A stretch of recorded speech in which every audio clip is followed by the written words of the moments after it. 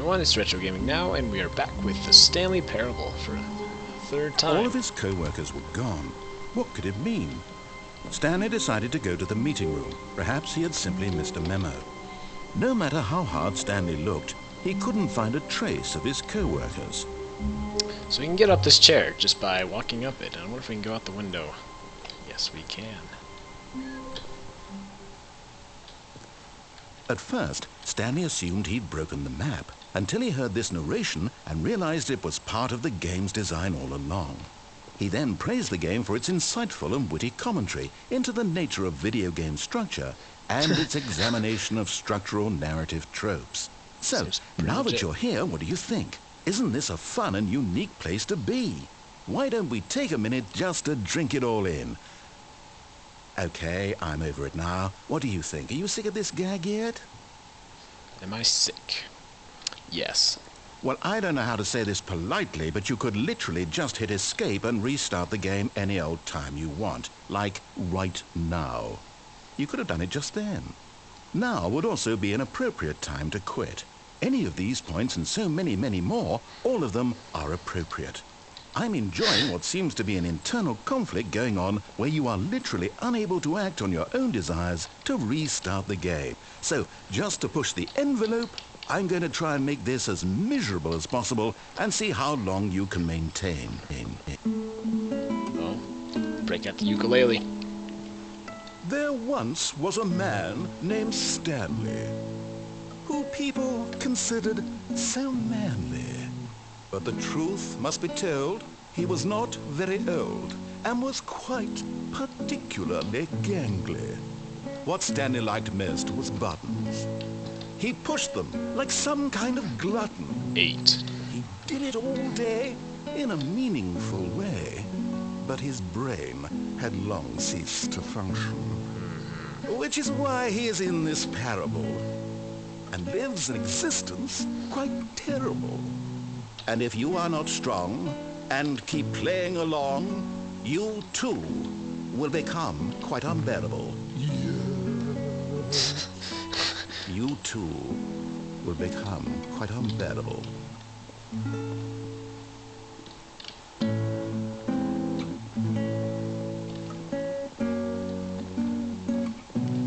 I don't know if he's got another verse or not, so we'll keep listening for a while.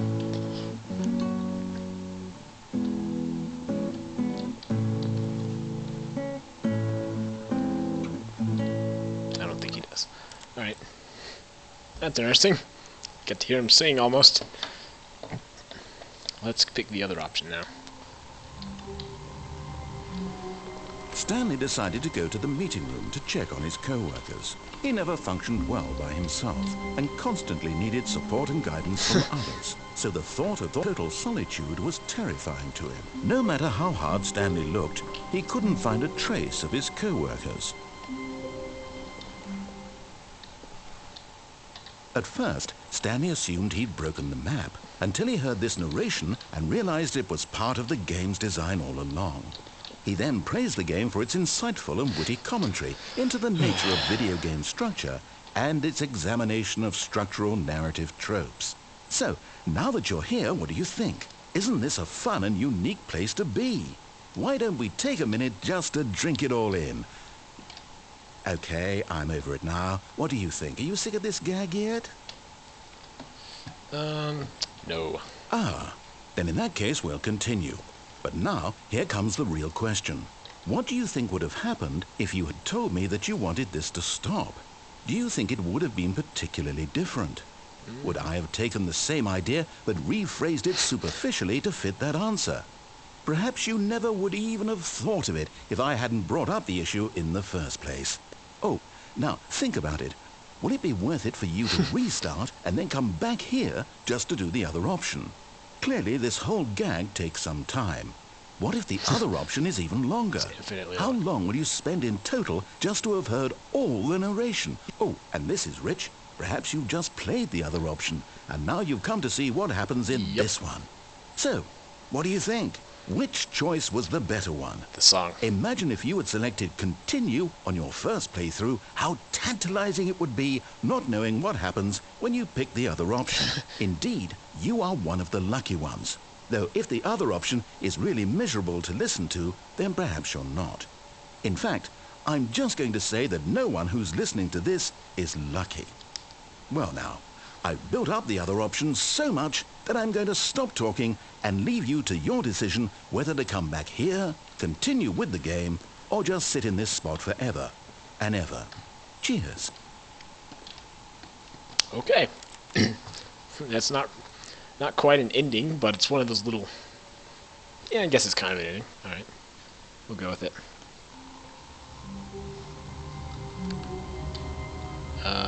Okay. What? Someone was following Stanley. He was sure of it. If he checked over his shoulder now, he would surely catch them. It was only a matter of time. I've never seen this before. There's a lot of papers on the ground. That's kind of funny, actually. It's really funny. What's going on? What? That's so weird. When Stanley came to a set of 2 open doors, he entered the door on his left. Right, we're gonna go. This was not the correct way to the meeting room, and Stanley knew it perfectly well.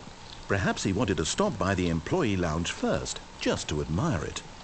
No. Let's get out of here. Ah, yes, truly a room worth admiring. But eager to get back to business, Stanley took the first open door on his left. Let's go to the cargo room that we saw mentioned earlier in the museum.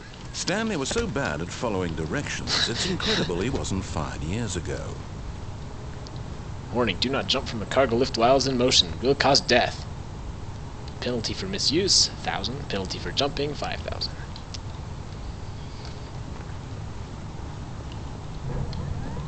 Look, Stanley, I think perhaps we've gotten off on the wrong foot here. I'm not your enemy, really, I'm not. I realize that investing your trust in someone else can be difficult, but the fact is that the story has been about nothing but you all this time. There's someone you've been neglecting, Stanley. Someone you've forgotten about. Please, stop trying to make every decision by yourself. Now, I'm not asking for me, I'm asking for her.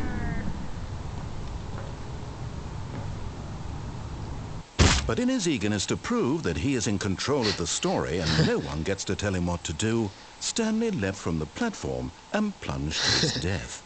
Good job, Stanley. Everyone thinks you are very powerful. Yeah. So, that's the quick death ending. Let's go back to that room. There's a couple things we can do there. Just a step through this door, Stanley thought to himself, that's all I need. If I can make it through this door, I can make it through them all. The end is never. The end is never. It's interesting, the monitors always show something different. I always just forget to check. When Stanley came to a set of 2 open, this was not the correct way to the meeting room, and Stanley knew it perfectly well. Perhaps he wanted to stop by the employee lounge first, just to admire it. Wow, yes, this room. But eager to get back to business, Stanley took the first open door on his left. Let's go ahead and go up the catwalk. Stanley was so bad at following directions, it's incredible he wasn't fired years ago. Look, Stanley, I think perhaps we've gotten off on the wrong foot here. I'm not your enemy, really, I'm not. I realize that investing your trust in someone else can be difficult, but the fact is that the story has been about nothing but you all this time. There's someone you've been neglecting, Stanley. Someone you've forgotten about. Please, stop trying to make every decision by yourself. Now, I'm not asking for me, I'm asking for her. Who is her? This is it, Stanley. Your chance to redeem yourself. To put your work aside. To let her back into your life. She's been waiting. That's her, Stanley. You need to be the one to do this. To reach out to her. If you can truly place your faith in another, then pick up the phone.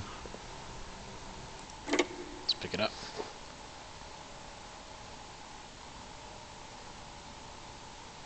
427. Oh, Stanley, is that you? Hold on, sweetie. Sorry to keep you waiting. I'm just pulling the bread out of the oven. All right. Okay, there we go. All right, now, I want you to come in and tell me all about your day. Oh, hi. Gotcha! Oh, come on. Did you actually think you had a loving wife who'd want to commit their life to you? Okay, I'm trying to thank make a point here, Stanley. I'm trying to get you to see something. Come inside. Let me show you what's really going on here. This is a very sad story about the death of a man named Stanley.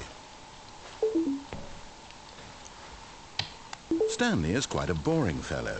He has a job that demands nothing of him, and every button that he pushes is a reminder of the inconsequential nature of his existence. Look at him there, pushing buttons, doing exactly what he's told to do. Now he's pushing a button. Now he's eating lunch. Now he's going home. Now he's coming back to work. One might even feel sorry for him, except that he's chosen this life. But in his mind, in his mind he can go on fantastic adventures. From behind his desk, Stanley dreamed of wild expeditions into the unknown, fantastic discoveries of new lands. It was wonderful. And each day that he returned to work was a reminder that none of it would ever happen to him. And so he began to fantasize about his own job. First, he imagined that one day while at work, he stepped up from his desk to realize that all of his co-workers, his boss, everyone in the building had suddenly vanished off the face of the earth. The thought excited him terribly. So you're saying that's imaginary? So he went further. He imagined that he came to two open doors and that he could go through either. At last, choice. It barely even mattered what lay behind each door. The mere thought that his decisions would mean something was almost too wonderful to behold. As he wandered through this fantasy world, he began to fill it with many possible paths and destinations. Down one path lay an enormous round room with monitors and mind controls. And down another was a yellow line that weaved in many directions. And down another was a game with a baby. And he called it the Stanley Parable. It was such a wonderful fantasy, and so in his head he relived it again, and then again, and again, over and over, wishing beyond hope that it would never end, that he might always feel this free. Surely there's an answer down some new path, mustn't there be? Perhaps if he played just one more time. But there is no answer. How could there possibly be? In reality, all he's doing is pushing the same buttons he always has. Nothing has changed. The longer he spends here, the more invested he gets, the more he forgets which life is the real one. And I'm trying to tell him this, that in this world he can never be anything but an observer, that as long as he remains here, he's slowly killing himself. But he won't listen to me. He won't stop. Here, watch this. Stanley, the next time the screen asks you to push a button, do not do it. Not really much choice here. It's not like we can go anywhere. You see? Yeah. Can he just not hear me? How can I tell him in a way that he'll understand that every second he remains here, he's electing to kill himself? How can I get him to see what I see? How can I make him look at himself? What is I nothing? suppose I can't, not in the way I want him to. But I don't make the rules. I simply play to my intended purpose, the same as Stanley. We're not so different, I suppose. I'll try once more to convey all this to him. I'm compelled to. I must. Perhaps, well, maybe this time he'll see. Maybe this time. And I tried again, and Stanley pushed a button. And I tried again, and Stanley pushed a button. And Ooh, we died, I guess. Or just restart.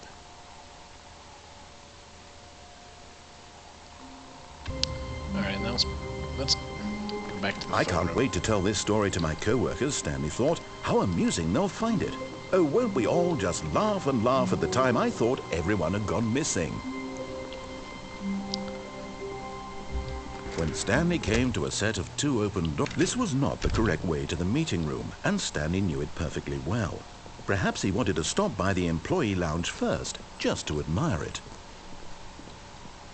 The lounge was sublime, a work of art. But eager to get back to business, Stanley took the first open door on his left. Nope. Stanley was so bad at following directions, it's incredible he wasn't fired years ago. Look, Stanley, I think perhaps we've gotten off on the wrong foot here. I'm not your enemy, really, I'm not. I realize that investing your trust in someone else can be difficult, but the fact is that the story has been about nothing but you all this time. There's someone you've been neglecting, Stanley. Someone you've forgotten about. Please, stop trying to make every decision by yourself. Now, I'm not asking for me, I'm asking for her. This is it, Stanley. Your chance to redeem yourself, to put your work aside, to let her back into your life. She's been waiting. That's her, Stanley. You need to be the one to do this, to reach out to her. If you can truly place your faith in another, then pick up the phone. Or unplug it. As Stanley picked up the phone, a white light engulfed him, filling him not just with radiance, but with hope. Hope for a life reunited one... Wait. Oh, goodness. Stanley, did you just unplug the phone? I No, that did. wasn't supposed to be a choice. How did you do that? You actually chose incorrectly? I didn't even know that was possible. Let me double check.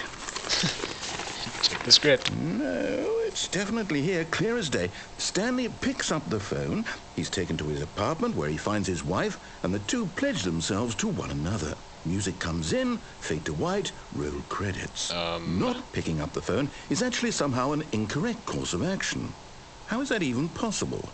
None of these decisions were supposed to mean anything. I don't understand. How on earth are you making meaningful choices? What did you... Wait a second. Did I just see... No, that's not possible. I can't believe it. How had I not noticed it sooner? You're not Stanley. You're a real person. Yep. I can't believe I was so mistaken. This is why you've been able to make correct and incorrect choices. And to think I've been letting you run around in this game for so long. If you'd made any more wrong choices, you might have negated it entirely. It's as though you completely ignored even the most basic safety protocol for real-world decision-making. Or did you not grasp the severity of the situation? Well, I won't have that kind of risk on my watch. I'm going to stop the game for a moment so we can educate you properly on safe decision-making in the real world. Sounds good. Please observe this helpful instructional video. Choice. It's the best part of being a real person. But if used incorrectly, can also be the most dangerous. For example, in this scenario, a hypothetical real person named Stephen has a choice. He could spend years helping improve the quality of life for citizens of impoverished third world nations. Or he could systematically set fire to every orphan living in a 30-kilometer radius of his house. Which choice would you make? Remember that unlike here, the real world makes sense, and at no time should you make a choice that does not conform to rational logic. If you find yourself speaking with a person who does not make sense, in all likelihood, that person is not real. Allow the person to finish their thought, then provide an excuse why you cannot continue talking. Turn to a partner and practice saying, "My goodness, is it 4:30? I'm supposed to be having a back, sack, and crack." My goodness. Is it 4:30? Oh, I forgot my line. Help.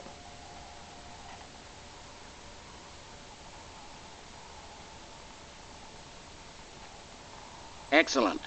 Making choices on a regular basis is the best part to a healthy decision-making process. Most medical professionals recommend making at least 8 choices per day. Yes. Do you make more than 8? 8. Less? 8. And finally, if you begin to wonder if your choices are actually meaningful and whether you'll ever make a significant contribution to the world, just remember, that in the vast infiniteness of space, your thoughts and problems are materially insignificant, and the feeling should subside.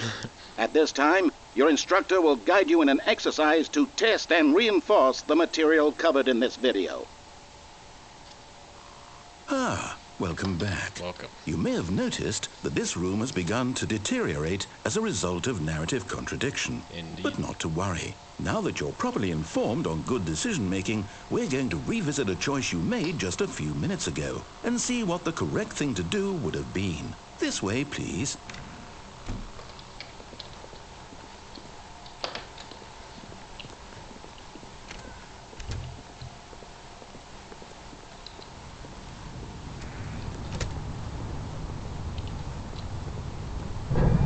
Now that we know your choices are meaningful, we can't have you jumping off the platform and dying. Imagine the main character dying senselessly halfway through the story. That story would make no sense at all. We just need to get you home as soon as possible before the narrative contradiction gets any worse. Unfortunately, it seems this place is not well equipped to deal with reality. Yeah, I gathered that pretty soon after starting this game. But back we go. Do not lie. If you are lying right now, stop. Back to the lounge. Almost there. You'll take the door on the left, back to the correct ending, the story will have resolution once again, and you'll be home free in the real world. But what is the real world? Now remember, all you need to do is behave exactly as Stanley would. That means choosing responsibly and always putting the story first. I'm quite sure you'll be up to the task. Just follow my lead and you'll be fine. All right. When Stanley came to a set of 2 open doors, he entered the door on his left. No.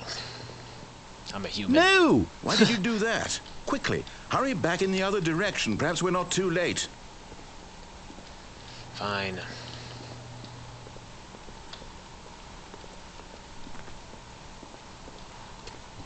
I'm thinking we're too late. Oh, it's ruined.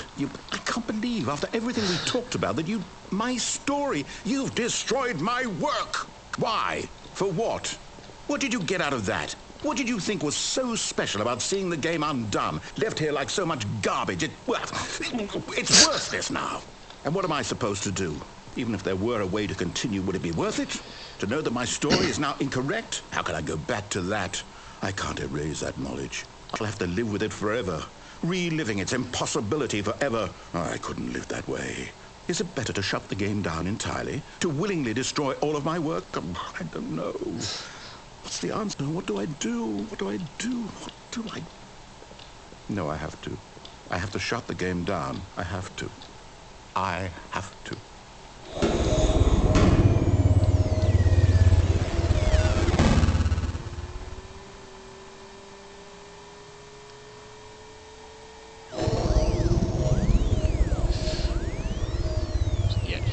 Somehow. Oh, I'm here. I'm still here in this pile of rubbish, with you, who thought you were so clever. Now look where we are. My entire game is destroyed. It was the only thing in the world that was mine, and you've run it into the ground. What, did you think that would be funny? You just had to see? Didn't I impress upon you how important it was to be like Stanley? He actually knows how to do what I tell him to. He understands that if I say to do something, there's a damn good reason for it. That thought hadn't even occurred to you, had it? That there's a world outside of you? You're a child. Oh, my story. If you'd just gone through the door on the left, you would have seen it. There was a whole underground facility. You would have destroyed it and been victorious. It would have been so perfect. I worked so hard on it. I tried so hard. Just behave exactly as Stanley would. That means choosing responsibly and always putting the story first. I'm quite sure you'll be up to the task. Just follow my lead and you'll be fine. All right. When Stanley came to a set of 2 open doors, he entered the door on his left. Why are we back here? No! Why did you do that? Quickly, hurry. And it... Behave exactly as Stanley would. Alright, That left will means do it. choosing responsibly and always putting the story first. I'm quite sure you'll be up to the task. Just follow my lead and you'll be fine. All right. When Stanley came to a set of 2 open doors, he entered the door on his left. Point taken.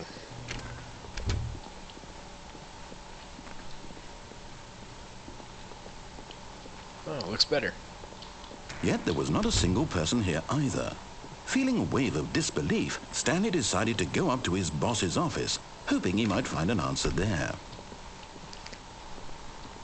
Coming to a Can't go staircase, down. Stanley walked upstairs to his boss's office. Looks like I'm stuck going up.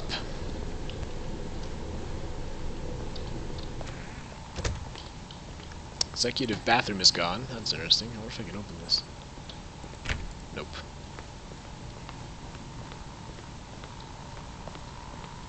And this room is different. Stepping inside his manager's office, Stanley was once again stunned to discover not an indication of any human life. That picture. Shocked, unraveled, Stanley wondered in disbelief who orchestrated this, until he saw the door with a voice receiver next to it. Surely behind this door lay all the answers to his questions. And beyond all probability, he knew the passcode. He had seen it on his boss's computer just last week. Night Shark 115. Was this the code to open the door? Would it still work? There was only one way to find out. Stanley had been trained never to speak up, but now he would draw from within himself the courage to face the unknown. He drew a sharp breath and then spoke the code. Night Shark 115.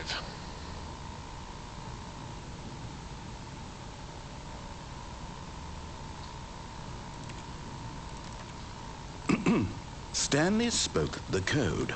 Night Shark 115. He spoke it into the receiver, right there on the wall. Night Shark 115.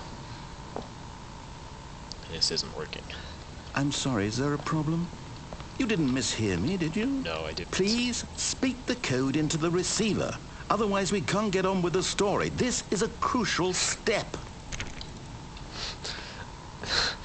Night Shark 115. Nothing I do is going to work. Okay, fine. You're not going to do it. But you know what? It's pretty humiliating to bring you this far, only for you to suddenly decide you have better things to do. I asked you for this one single thing, for your respect. The kind of respect Stanley shows for his choices. He knows what it means to take a story seriously. If you didn't want to see what I had to show you, then why did you come here? You had a choice, you know. You could have gone through the door on the right. You could have done whatever the hell you wanted over there. Why did you come this way? Speak. Say something to me. Explain yourself, you coward. When Stanley came to a set of 2 open doors, he entered the door on his left. Okay. Stanley? Hello? Are you... Is everything okay? Stanley, please. I need you to make a choice. The end. I need you to walk through the door. Are you listening to me? Can you hear me? Is everything all right? Stanley, this is important. The story needs you. It needs you to make a decision. It cannot exist without you. Do you understand me? Whatever choice you make is just fine. They're both correct. You cannot be wrong here. We can work together. I'll accept whatever you do. I simply need you to take that step forward, please. Choose. Do something. Anything. This is more important than you can ever know. I need this. The story needs it. So, you hear me? Are you there? Are you listening to this? Stanley, are you there? Okay. It's okay, I can wait. You need time to decide. Time to make sure your choice is correct. That is the best choice. That's all right. I'll wait for you to decide what's the right thing to do. Take as much time as you need. And that seems to be the ending right there. The true ending, the credits ending. And on that note, we're going to go ahead and end this episode here. It's been Retro Gaming Now. It's been the Stanley Parable. There's still a couple more things we can do, so there'll be another episode at least. But hey, thanks for watching. As always, rate, comment, subscribe if you enjoyed. See you guys.